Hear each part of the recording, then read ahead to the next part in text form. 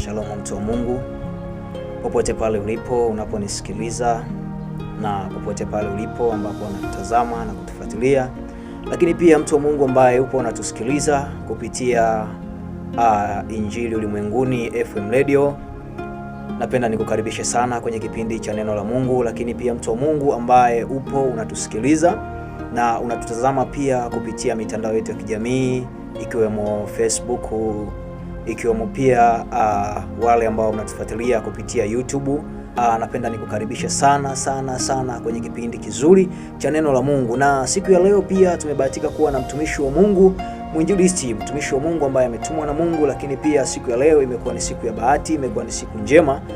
Tuko na mtumishi wa Mungu ambaye atakwenda kutupa neno la Mungu, ambaye atakwenda kutupea ujumbe wa Mungu ambao Mungu amemwagiza siku ya leo. Kwa hiyo ndugu mpendwa ambaye unanisikiliza kupitia Injili Ulimwenguni FM Radio, napenda nikukaribisha sana popote pale ulipo. Lakini pia na wale ambao mnatufuatilia na kutazama kupitia mitandao ya kijamii, ninakukaribisha sana tuweze kuungana pamoja katika kipindi hiki kizuri cha kusikiliza neno la Mungu. Tuko na mtumishi wa Mungu hapa, naye atakwenda kusema pamoja na sisi. Na niombe pia muda huu basi, mpendwa ambao unanisikiliza na kunitazama katika kipindi hiki kizuri, basi nikuombe utege sikio lako na pia nikuazime macho yako popote pale unapotutazama na kutufuatilia kwenye kipindi hiki. Basi tuungane pamoja na mtumishi wa Mungu mahali hapa, naye atakwenda kujitambulisha, lakini pia atakwenda kuungana na sisi katika neno hili la ujumbe wa Mungu ambao ametuandalia siku ya leo. Lakini pia popote pale ulipo nikukaribishe sana. Kaa pale ulipo, usitoke. Ujumbe mzuri wa neno la Mungu unakuja kwa ajili yako. Lakini pia nimkaribishe mtumishi wa Mungu, naye atajitambulisha, lakini pia akisha kujitambulisha atatuletea ujumbe mzuri wa neno la Mungu. Mtumishi wa Mungu, nikukaribishe sana, nami nikuombe basi uwasalimie msikilizaji na pia mtazamaji wetu popote pale alipo. Lakini pia nikukaribishe kwa neno nzuri na ujumbe mzuri wa neno la Mungu. Karibu mtumishi wa Mungu.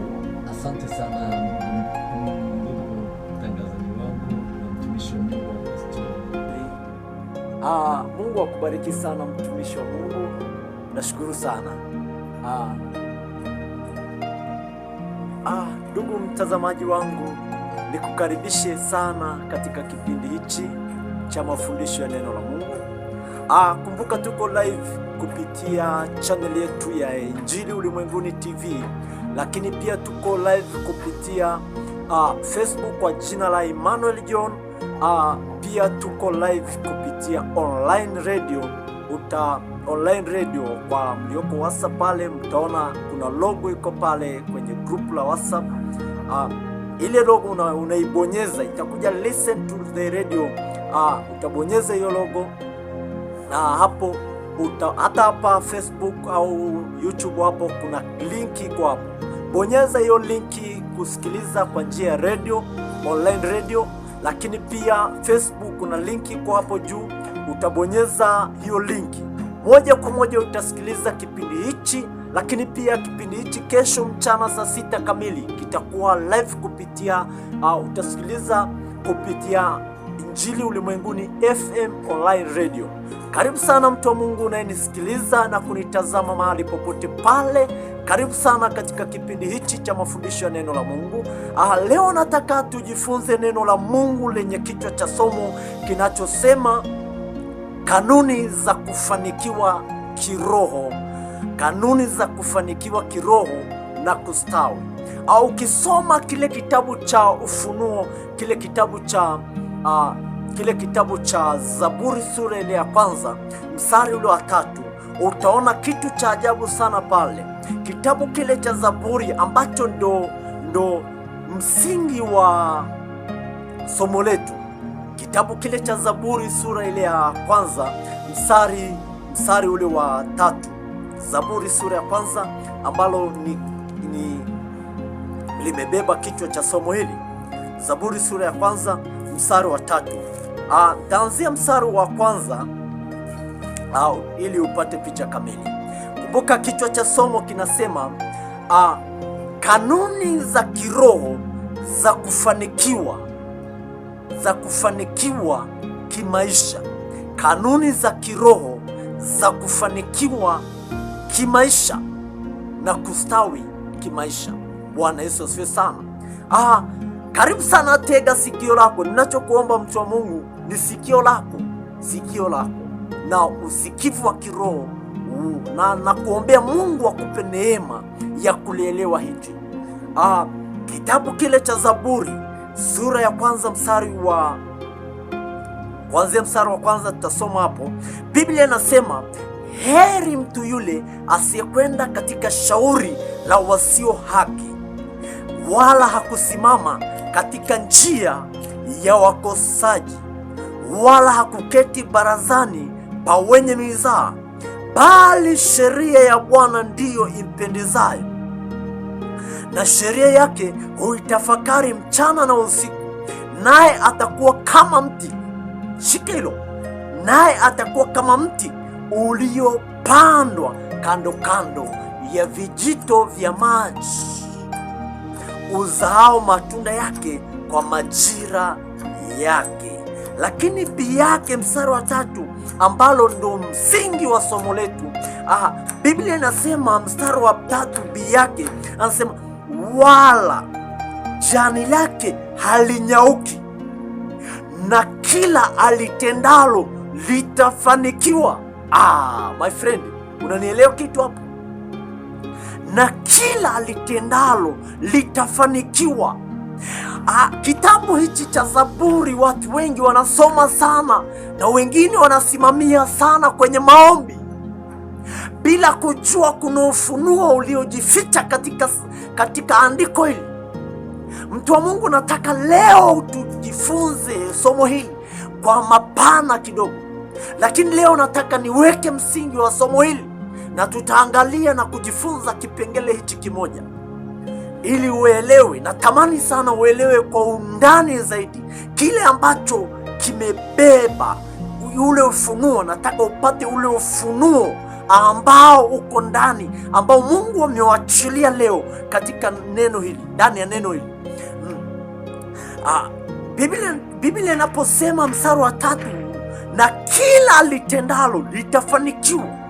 Na ni kweli, watu wengi tunasimamia sana hili andiko, tunajifunza, tunasoma sana, na wengine limekuwa andiko letu la kusimamia kwenye eneo la maombi. Bwana Yesu asifiwe sana. Bila kujua kuna kanuni za kimungu ambayo tunapaswa kuwa nayo, kila mtu anapaswa kuwa nayo ili ufanikiwe, ili andiko hili, ili neno hili lidhihirike kwako unayenitazama na kunisikiliza, ili andiko hili litimie kwako. Kuna kanuni za kuidhihirisha hizi baraka. Kuna kanuni ambazo Mungu ameziachilia ili hizi baraka, haya mafanikio yaonekane kwenye maisha yetu. Bwana Yesu asifiwe sana. Biblia iko wazi kabisa, na hizo kanuni zimeelekezwa kabisa na Biblia. Biblia imeeleza kabisa kanuni hizi za kufanikiwa kiroho na kimaisha. Okay, andika. Kama una daftari yako na diary yako, andika hili. Kanuni ya kwanza, ili ufanikiwe kimaisha, au ili ufanikiwe kiroho na kimwili, kuna mambo lazima uwe nayo ndani yako. Kuna mambo lazima uwe nayo ndani ya moyo wako. Ni kitu gani? Twende pamoja. Ili ufanikiwe kiroho na kimwili, kuna mambo unapaswa kuwa nayo ndani ya moyo wako. Kuna mambo unapaswa kuwa nayo. Bwana Yesu asifiwe sana. Biblia inasema kwenye kile kitabu cha waraka wa Yohana sura ile ya kwanza, mstari ule wa kwanza na wa pili, Biblia inasema, mpenzi, naomba ufanikiwe. Yohana anamwambia mzee Gayo, mpenzi, naomba ufanikiwe kama roho yako ifanikiwavyo, kama roho yako ifanikiwavyo. Bwana Yesu asifiwe sana. Okay, kama kufanikiwa kwa mtu kunaanzia rohoni na kunadhihirishwa kimwili, maana yake kuna kanuni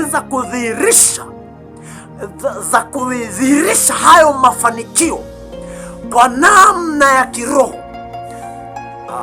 Utanielewa.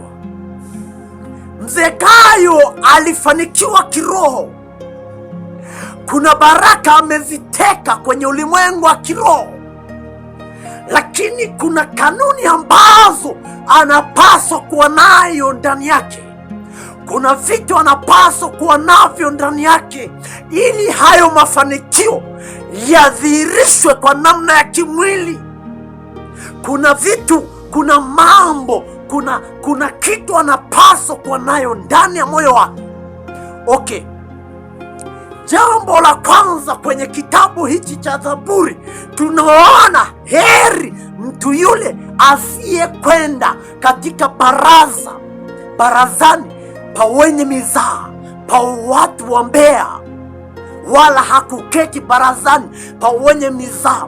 Mtu mwenye mizaa ni yule anayechukulia vitu kawaida. Mtu mwenye mizaa ni yule anayesengenya watu. Mtu mwenye mizaa ni yule ambaye anachukulia maneno ya Mungu kikawaida. Ni yule ambaye anachukulia mambo ya kimungu kawaida tu. Bwana Yesu asifiwe sana. Bwana Yesu asifiwe sana. Ni yule ambaye anachukulia mambo ya Mungu simple. Bwana Yesu asifiwe sana. Okay, anasema bali sheria ya Bwana huitafakari. Sheria ya Bwana, sheria ya Bwana ni maandiko haya, ni maneno haya ya uzima ambayo Biblia inatajwa yanahubiriwa usiku na mchana, majira yote yanahubiriwa, kwenye mitandao ya kijamii yanahubiriwa. Hayo ndiyo sheria ya Bwana. Maneno haya ya uzima tunayotangaza, tunayowahubiria masaa yote, haya ndiyo sheria ya Bwana. Na hapa Biblia inasema ndipo tutakapoifanikisha njia yetu. Okay, jambo la kwanza ambalo Mkristo au mtu yoyote yule anapaswa kuwa nayo ni kuwa na neno la Mungu. Okay, neno la Mungu unapokuwa nayo ndani ya moyo wako, linadhihirisha kile ambacho Mungu amekiahidi kwenye neno lake. Okay, kitabu kile cha Isaya, kitabu cha Isaya sura ile ya kwanza, sura ile ya 55, kitabu cha Isaya 55 mstari ule wa 11, Biblia inaeleza kitu cha ajabu. Mungu anazungumza pale kitu cha ajabu sana, anazungumza siri ya ajabu pale kwa pale. Anasema, naliangalia neno langu nipate kulitimiza. Okay, watu wengi tunatafuta mafanikio, tunatamani tutajirike, tunatamani tufanikiwe, tunatamani tutoke kimaisha, lakini bila kujua kuna kanuni za kiungu. Wengi wanaomba, maombi yao ni kweli Mungu anasikia na anajibu kabisa, na hata wengine wanakata tamaa. Wengi wanatamani wanaomba wafanikiwe kwenye eneo fulani, wanaomba Mungu awafanikishe kwenye eneo fulani, lakini hawaoni hayo mafanikio. Bwana Yesu asifiwe sana. Si kwamba Mungu ajibu, Mungu anajibu, lakini ndani ya moyo huyo mtu anayeomba afanikiwe kimaisha, atoke kimaisha, ndani ya huyo mtu umejaa usengenyaji, umejaa kiburi. Bwana Yesu asifiwe sana. Bwana Yesu asifiwe sana. Bwana Yesu asifiwe sana unayenisikiliza. Okay, moyo wa mtu ni kichochezi moyo wa mtu unapokosa neno la Mungu, unakosa muunganiko wa kiroho wa kuidhihirisha kile Mungu ameahidi ndani ya neno lake. Narudia tena, neno la Mungu ndani ya moyo wa mtu ni kiunganishi kinachomuunganisha mtu kudhihirisha kile Mungu amekiahidi kwenye ulimwengu wa kiroho. Okay, maana yake Mungu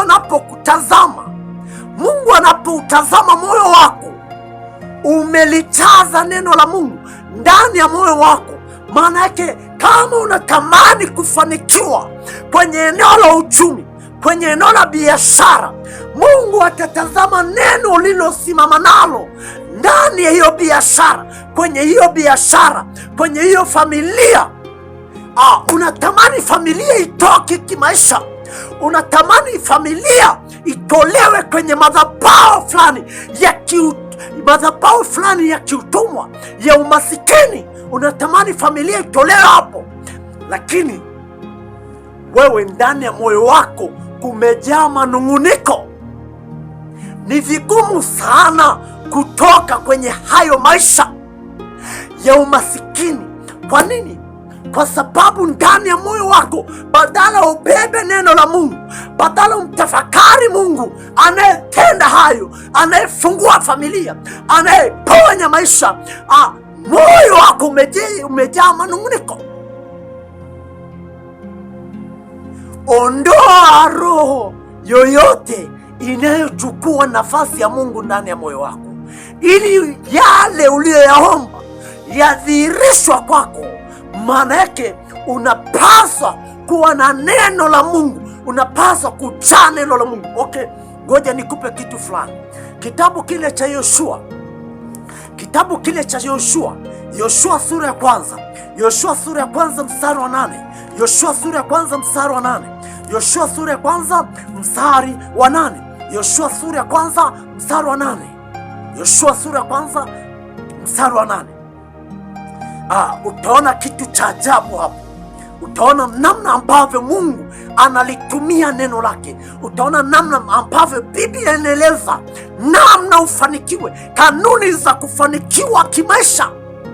Watu wengi tumekuwa wavivu wa kulisoma maneno ya Mungu, ya kujifunza maneno ya Mungu, lakini mtu yuko tayari kuangalia movie fulani inayotisha, movie fulani isiyo na maadili. Yuko tayari kuitazama hiyo movie masaa 24, masaa 10. Yuko tayari kukesha, lakini hayuko tayari kutafakari neno la Mungu hata angalau nusu saa. Bwana Yesu asifiwe sana. Unatamani Mungu akutoe, lakini kuna kanuni, my friend. Kitabu cha Yoshua, Biblia inasemaje hapo? Biblia inasema kitabu hiki cha Torati kisiondoke kinywani mwako,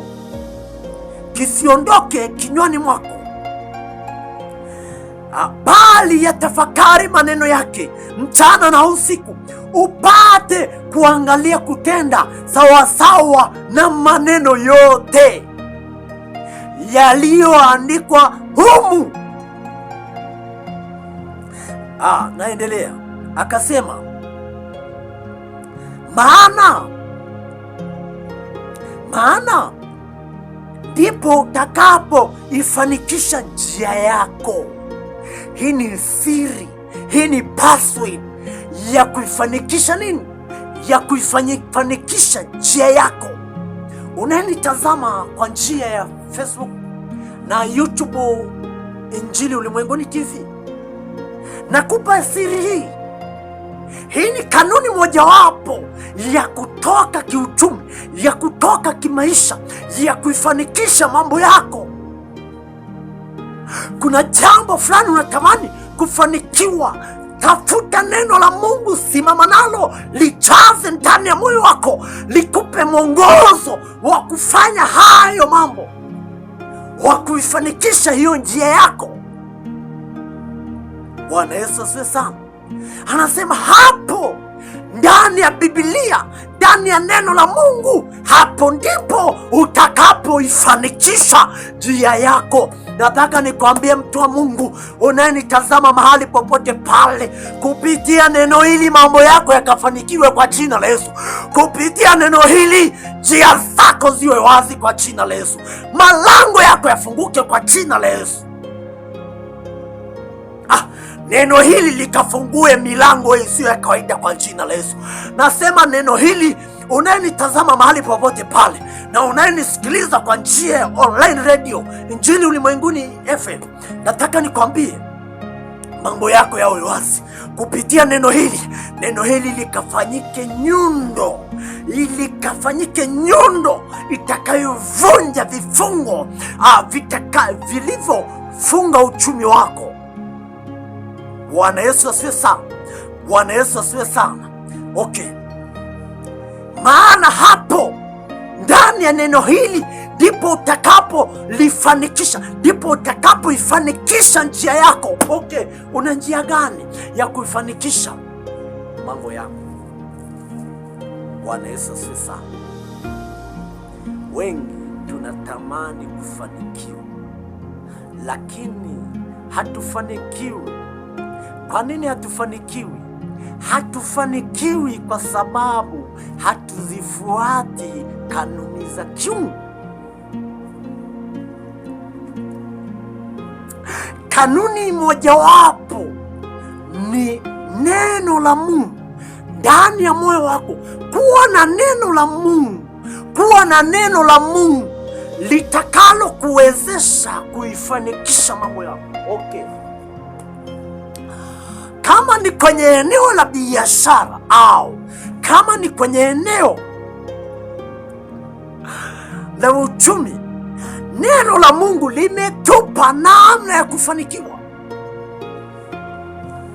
Biblia inasema kwenye kile kitabu cha Zaburi, anasema nitakufundisha na kukuongoza na kukuonyesha njia ikupasayo kuiendea. Aya, lakini pia Daudi kuna kitu amezungumzia kwenye Zaburi. Daudi akasema neno lako ni taa na mwanga wa njia zangu. Daudi anazungumza hilo. Kwa nini neno la Mungu ni taa na mwanga wa njia ya mtu? Okay. Neno la Mungu, unapokosa ufahamu wa kufanya jambo fulani, maana yake kutokuwa na ufahamu wa kufanya jambo fulani ni giza inayokufanya usifanikiwe kwenye hilo eneo. Okay, kwa mfano nitoe mfano. Usipokuwa na ufahamu wa kuifanya biashara, maana yake una giza kwenye eneo la biashara.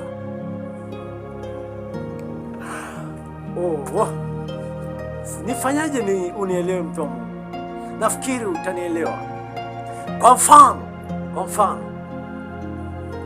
unaenda sehemu fulani, nizungumzie labda unaenda labda mjini.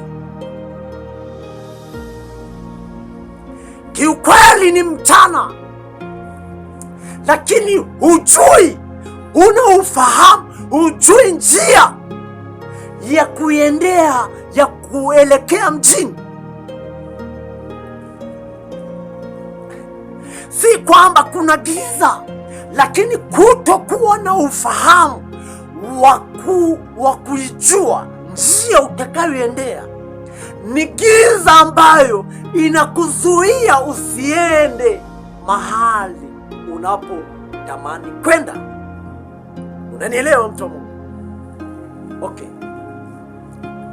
Unatamani kwenda mahali fulani, unatamani kufika kwenye eneo fulani kiuchumi, lakini unakosa ufahamu wa kufanya hiyo biashara, wa kufanya hayo mambo, wa kufanya hicho kitu.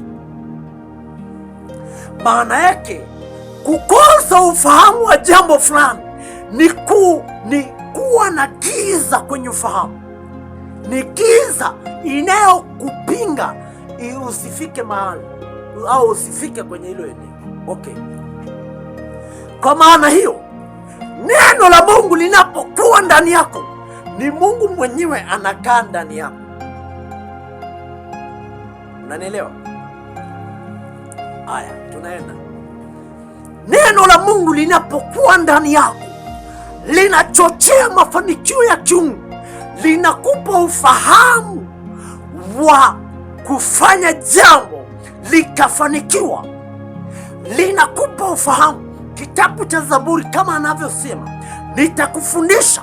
Maana yake hilo neno la Mungu linamchochea Roho Mtakatifu akusemeshe ni kipi utakachofanya kikuwezeshe kupata faida au kukupa faida fulani.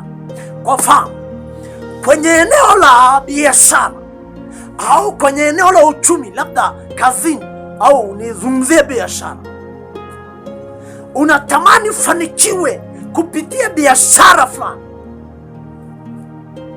Mungu ataangalia neno ambalo umesimama nalo kwenye hilo biashara au kwenye huo uchumi au kwenye hiyo kazi. Mungu atatazama neno lake ulilolibeba ndani ya moyo, ataangalia hilo neno, na atakapoliangalia hilo neno ndani ya moyo wako, hilo neno litafungua ufahamu wako. Ni kipi ufanye ili ufanikiwe, ni kipi utende, au ni biashara ipi ufanye ili ufanikiwe kwenye eneo hilo. Okay. Neno la Mungu linamchochea Roho Mtakatifu akupe idea ya kufanya makubwa. Unanielewa mtu wa Mungu? Neno la Mungu ndani yako, Mungu hulitazama. Anapolitazama huigeuza kuwa fursa inayoleta vitu au inayofanikisha mambo yako. Neno la Mungu ndani yako, Mungu anapolitazama hugeuza kuwa fursa au kuwa idea au kuwa kitu fulani. Unanielewa? Nafikiri mtu wa Mungu, uligeuza.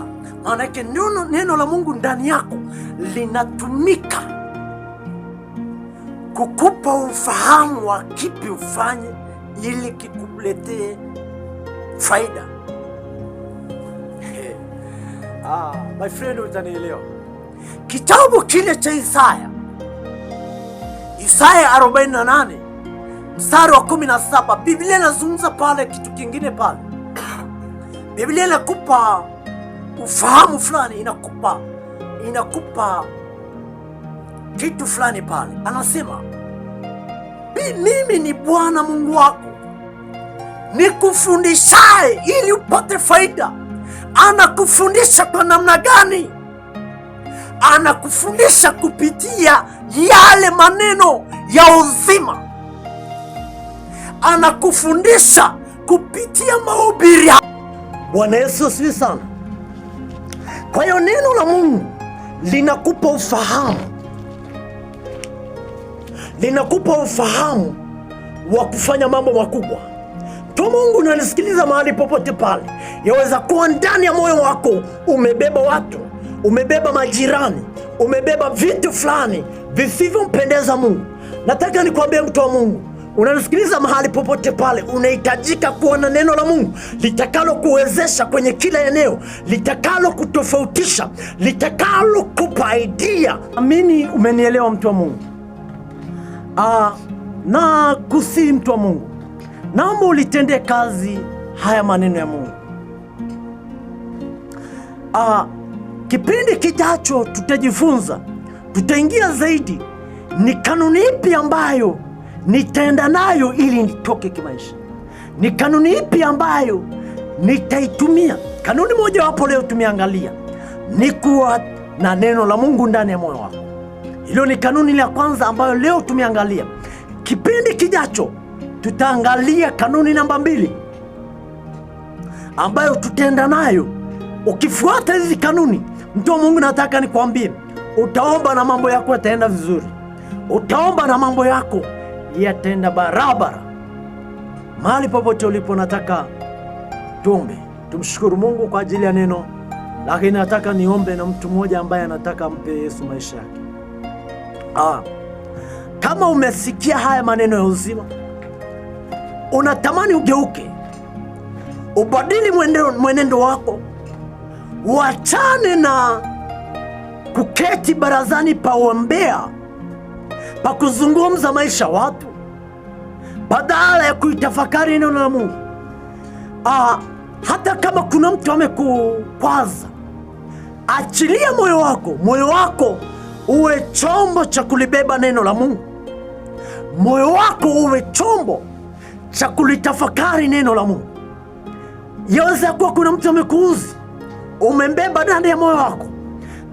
Nataka nikwambie, anza samehe. Tangaza msamaha, mtu wa Mungu. Kuna baraka katika kusamehe na kusahau.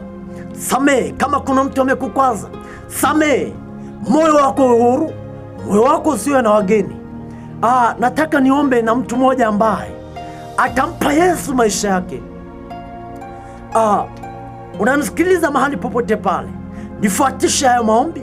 Kama unatamani kumpa Yesu maisha yako, unatamani kuokoka, nyakati tulizo nazo ni nyakati za hatari. Yesu yuko malangoni. Yesu karibu anarudi. Yesu yuko malangoni. Nyakati zile ambazo Biblia imeziamuru ya kwamba ni nyakati za hatari. Watu watakuwa wenye kupenda fedha, watu watakuwa wenye kujipenda wenyewe, vita nchi kwa nchi, falme na falme, mataifa wakiinukiana. Nataka nyakati hizo tumeziona, vita vinavyoendelea, machafuko yanayoendelea kwenye dunia. Unakuta mtu analawiti mtoto dogo sana.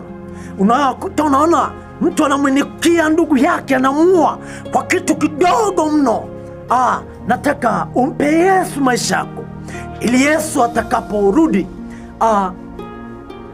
sijajua ni muda gani, lakini muda wowote Biblia imeeleza Yesu anarudi kulichukua kanisa, kuchukua wateule wake. Nataka tuombe. Nataka umpe Yesu maisha yako, ukabidhi moyo wako kwa Yesu, ya kwamba Yesu, mimi niko tayari, ili parapanda itakapolia nisiwe miongoni watakaoingia kwenye ziwa liwakalo moto, bali niwe miongoni watakaoingia kwenye ile nchi ya ahadi. Niwe miongoni wa watakaoingia kwenye ile nchi mpya na mbingu mpya.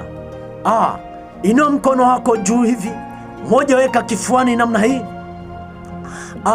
na ufuatishe maombi haya. Sema: Ee Mungu Baba,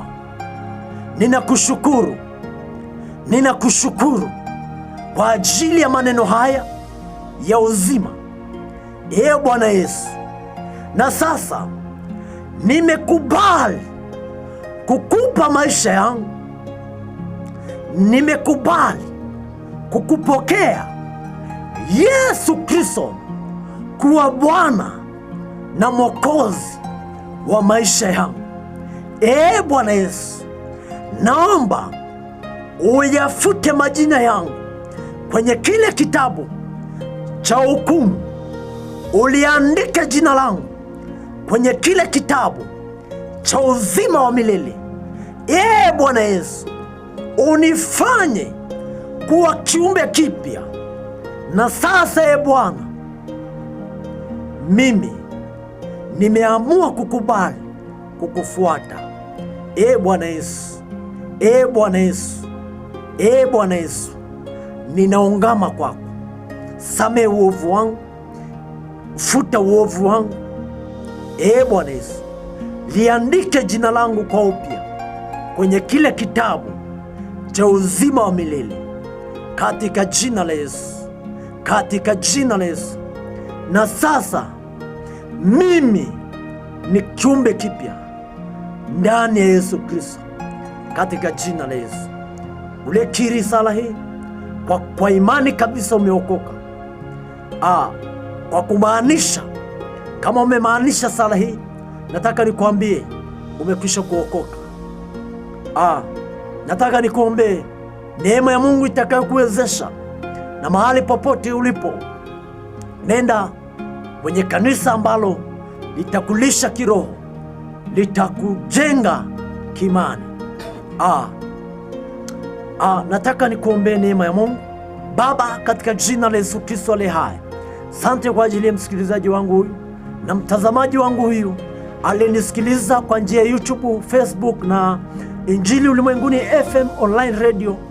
Mungu aliye hai, na kusi neema yako ikamwezeshe, ukampe neema yako Baba, ile neema uliyoachilia juu ya Paulo, ukamwezesha Paulo akageuka kwenye ile tabia, ile neema iliyomgeuza moyo wa Paulo akawa mtumishi wako.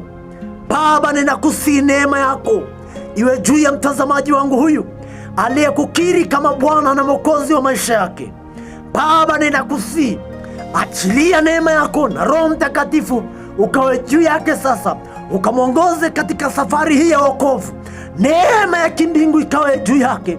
Baba yangu, ninakusihi mbingu iwe pamoja naye, ikamwongoze katika safari ya wokovu, ikamkulie, ikamfundishe, ukampe watumishi ambaye Bwana watamwongoza, watamfundisha, watamhekimisha, watamfanya kuwa mtumishi katika shamba lako Bwana, katika jina la Yesu. Neema yako Mungu, Roho Mtakatifu kamvuvie, neema ya kimbingu ikawe juu yako, katika jina la Yesu Kristo. Natangaza uhuru kwako, vifungo vya kifamilia vikatike kwa jina la Yesu, katika jina la Yesu. Vifungo vya kipepo vikatike kwako kwa jina la Yesu Kristo aliye hai. Uwe huru toka sasa. Neema ya Mungu imekufungua. Bwana amekuangazia nuru ya uso wake, katika jina la Yesu. Njia zako ziwe wazi kwa jina la Yesu. Ufahamu wako Mungu ameufungua katika jina la Yesu, ukapate kuelewa neno la Mungu. Neema yako Baba ikawa juu ya mtazamaji wangu huyu na msikilizaji wangu huyu, katika jina la Yesu Kristo aliye hai. Sante Baba kwa wema wako, sante kwa kunitumia kwa ajili ya neno lako. Libariki neno lako katika jina la Yesu, amen. Barikiwe mtu wa Mungu uliyenisikiliza toka mwanzo wa kipindi hichi. Barikiwe sana. Mungu akubariki mno. Nikukaribishe mtangazaji wangu, karibu sana na Mungu akubariki. Asante sana mtumishi wa Mungu. Naamini tumebarikiwa na ujumbe mzuri wa neno la Mungu, lakini pia naamini hata msikilizaji wangu pale ulipo na mtazamaji wetu ambaye ulikuwa ukituendelea kutufuatilia mahubiri haya yaliyokuwa live yakikujia kupitia Injili Ulimwenguni FM radio, lakini pia kwa wewe ambaye ulikwenda kutufuatilia kupitia YouTube channel, lakini pia wewe ambaye ulikuwa kutufuatilia pia kupitia Facebook. Mungu akubariki sana na ujumbe mzuri. Naamini pia na wewe umebarikiwa na Mungu wa mbinguni akubariki.